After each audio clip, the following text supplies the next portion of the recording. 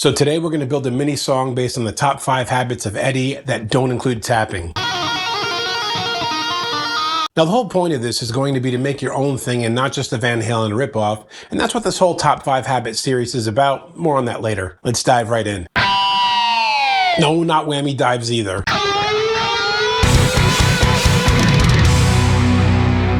Of course, everyone thinks tapping and whammy dives and all the flashy stuff with Eddie's playing, but the impact he had on guitar playing, I would argue, was greater on rhythm playing than it ever was on leads. Although he did have one huge impact on my lead playing that I've never heard anybody discuss, but that's going to be my last tip. So anyway, when we build our song at the end of this video, we're going to replace the usual power chords that everybody was playing in rock and metal songs before Eddie, and replace them with the types of triads he got everyone playing after. You know, stuff on the D, G, and B strings like...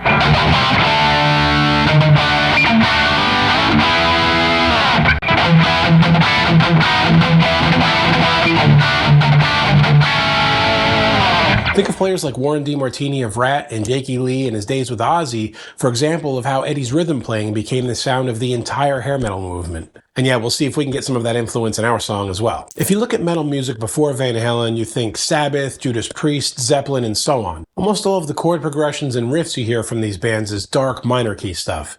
Then along comes Van Halen, and suddenly all those dark E minor chords get turned into something like... or like Panama, which I played before, which uses that same E major chord. His progressions in the major or Mixolydian keys also stand out.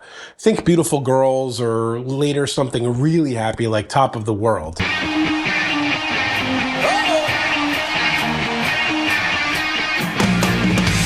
So when we build our own song, let's throw in something with some major tonality with the chord progression, and then hopefully you're going to see as we go here the ways you can take Eddie's habits and use them in your own writing and playing without just sounding like a clone. When you think of swing feel, you probably think of blues or jazz. And while that triplet feel made its way into some rock music before Eddie, it usually only applied to songs with bluesy feel, bluesy chord progressions, and well, basically blues songs turned into rock songs.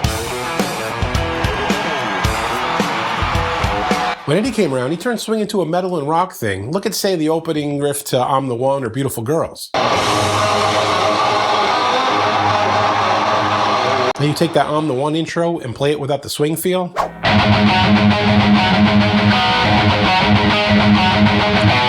Loses its fun, right? When I first learned music theory, I did the thing that most of us do, and I only played notes or chords that fit the key of the song I was writing. Any departure from that, and I was making some big deal of key modulation in the song. But rock and roll ain't about rules, dude! Just look at the solo of Ice Cream Man, where he plays a symmetrical pattern on the lead line that is technically out of key, but sounds freaking awesome.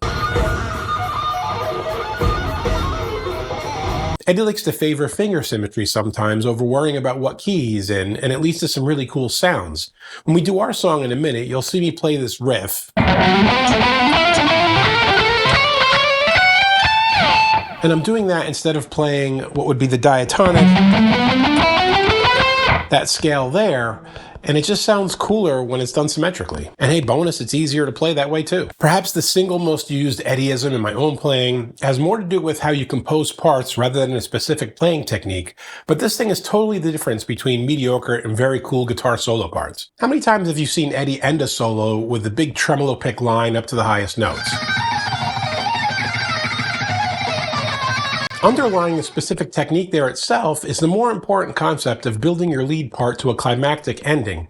Way too many solos just kind of peter out with a bend or two, or don't even sound like the ending of anything, and then it's just quite boring. So in our Eddie Ideas song that's about to start, I will do my best to build the great big "this is the end" bit at the end of a lead, which is something I try to do in just about every one of my original songs too. Anyway, here go all the 5 concepts.